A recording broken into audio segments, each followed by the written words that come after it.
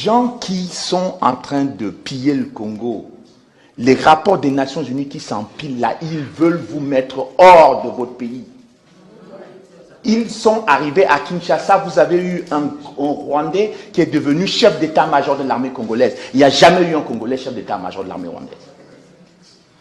Qu'est-ce que vous voulez qui vous arrive avec 10 millions de morts sur les mains? Qu'est-ce que vous voulez qui vous arrive pour que vous dites « ça suffit » ? C'est ça le sujet. Je pense que dans le livre, j'ai expliqué les questions auxquelles l'armée congolaise est confrontée. Je connais très bien le dossier. Je pense que je connais le dossier plus que certaines personnes au Congo. Parce que j'ai eu directement affaire aux gens qui ont travaillé à la formation de l'armée congolaise. Bon, des Européens qui ont travaillé en 2004, 2005, je sais, et j'ai les dossiers. Bon, mais la question n'est pas là. La question, c'est de savoir, pendant que vous voulez réfléchir, ceux qui sont en train de piller le Congo depuis 30 ans, et qui occupent votre pays, et qui vous empêchent de parler, et qui tuent tous les jours, ils vont vous mettre dehors. Ils vont vous mettre dehors, ça, je vous le dis, mais de façon la plus calme possible, même si ça me fait mal au cœur. Les autres n'ont pas le temps que vous voulez avoir. Chaque jour, Bunagana, c'est quand? C'est pas hier? Pas avant-hier? Combien de villages congolais sont occupés tous les jours? Vous voulez avoir quel temps, quand, comment? J'ai l'habitude de dire quelque chose à mes amis congolais. Vous savez, les Hutus au Rwanda, moi j'en ai discuté avec beaucoup. Ils sont nés là-bas. Ils ont grandi là-bas. Ils sont là de génération en génération. Ceux qui vous attaquent aujourd'hui les ont mis dehors.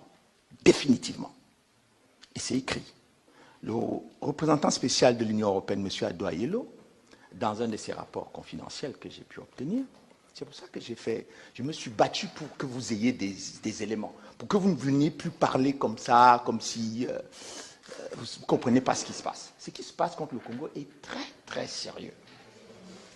Les gens qui sont en train de piller le Congo, les rapports des Nations Unies qui s'empilent là, ils veulent vous mettre hors de votre pays.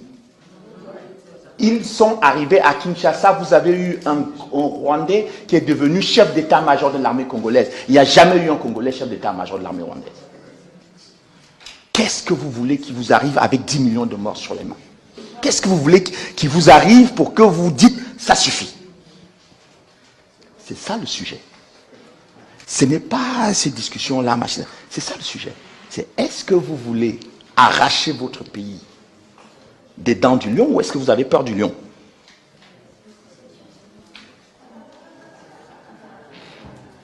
Je rends hommage ici à des petits Congolais que beaucoup d'hommes politiques ou de responsables, etc., méprisent. Si vous n'aviez pas les Maï-Maï et les gens qui sont décidés à l'Est, vous n'aurez plus de Congo. Vous n'aurez plus de pouvoir à Kinshasa.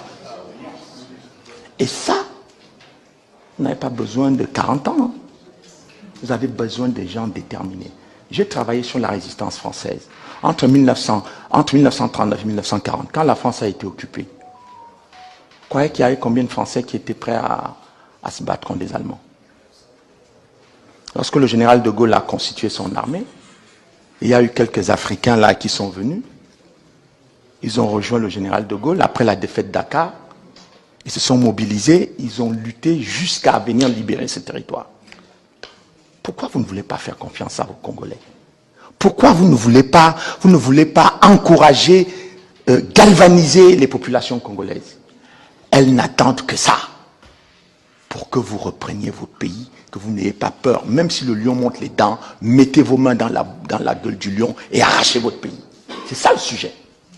Ok. Donc, c'est tout ce que je voulais dire. D'ici